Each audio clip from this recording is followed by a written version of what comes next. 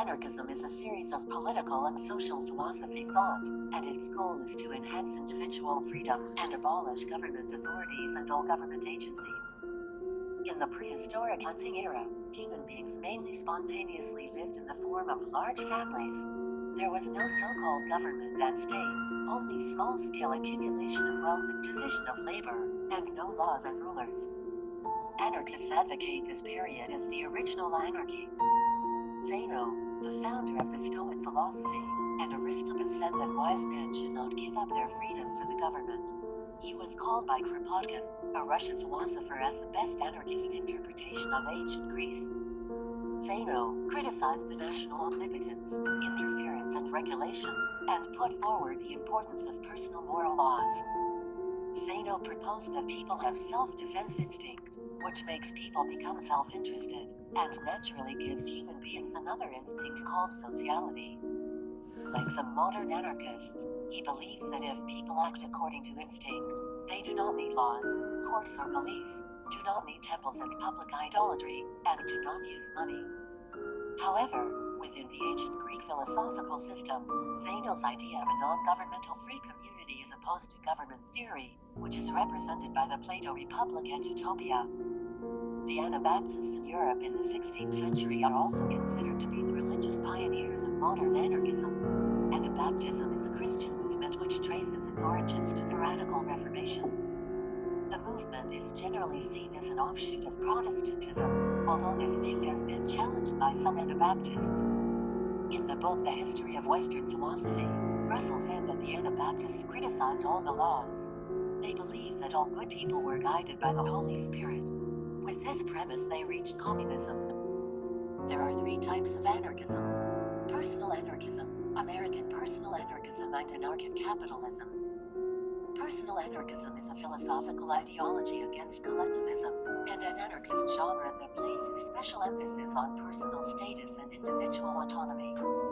Personal anarchism is primarily developed in the United States, and their most prominent feature is the support of private ownership of labor products. Personal anarchism also originated from some European thinkers, including William Godwin, Pierre-Joseph Prudential, Wilde and Max Steiner. The theory is mainly derived from the influence of American thinkers such as Lysander Spooner, Joshua Warren, Benjamin Tucker, Stephen Peel Andrews, and Henry David Thoreau. The background of American anarchism can be traced back to the American Revolution, as well as the 1794 Whiskey Rebellion against alcohol taxes, and other regional rebellions similar to those after independence in the United States. The social contract theory justified the separation of the North American colonies from the British Empire. The pioneers of the Western frontier further extended this theory, arguing that the pioneers lived in small villages. Anarchy-capitalism is a theory based on the development of the United States. It advocates a laissez-faire capitalist economic system in which no authority can prohibit anyone from offering various services through the free market. That is, those in modern times. Most governments allow freely available services, except for certain state monopolies, services such as defense, protection of private property, legislative or governing bodies, and environmental protection. Since anarcho-capitalism does not oppose profit, rent, interest, or capitalism, many anarchists refuse to recognize that anarcho-capitalism is a form of anarchism. Anarchists believe that humans do not need laws because they can think for themselves and decide what is right and what is not.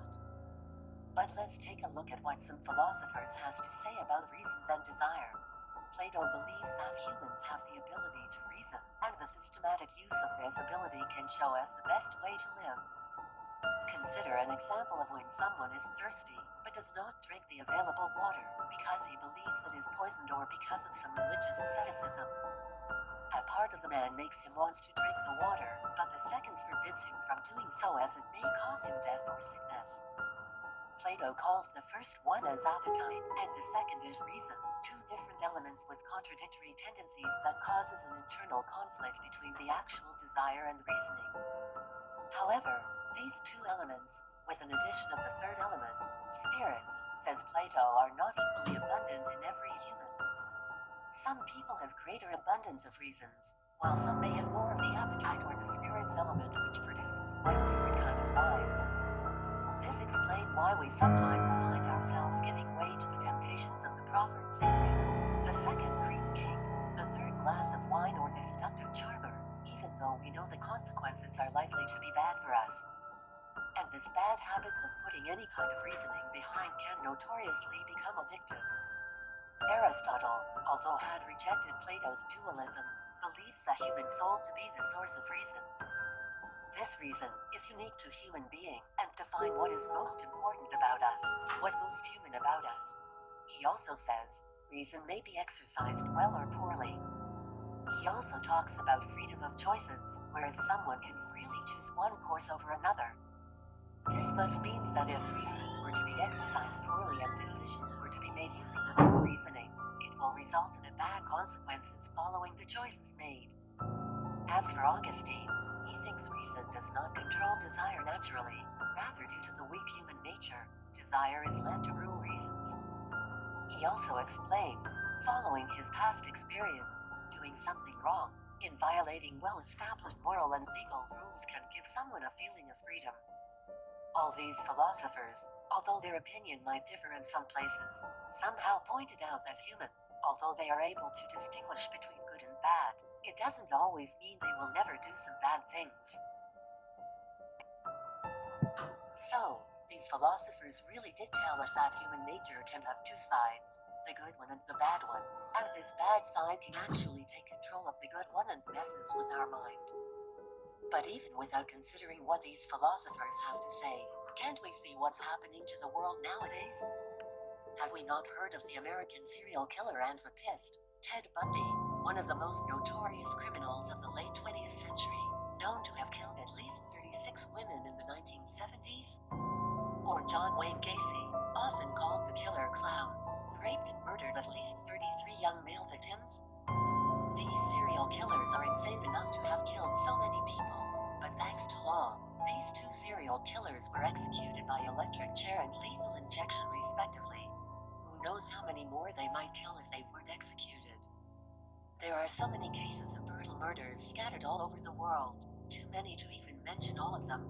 It's not just murder though, there are also other crimes such as robbery, forcible rape, aggravated assault, and many more. And after considering all these facts, is it still relevant to say that anarchism is practical? Well, that's for you to decide.